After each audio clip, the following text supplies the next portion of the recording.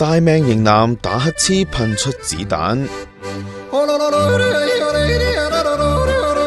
打乞嗤通常口水鼻涕噴到一地都係，有冇諗過可以噴到子彈呢？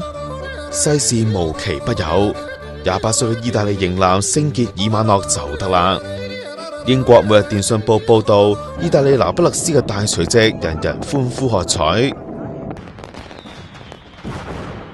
仲按傳統鳴槍慶祝。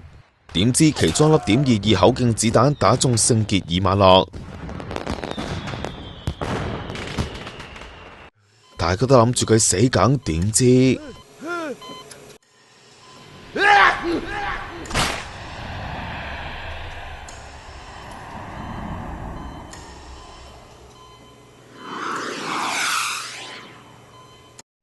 原來粒子彈喺太陽穴打入，射穿眼窩，卡咗喺鼻腔，一個乞嗤就噴咗粒子彈出嚟。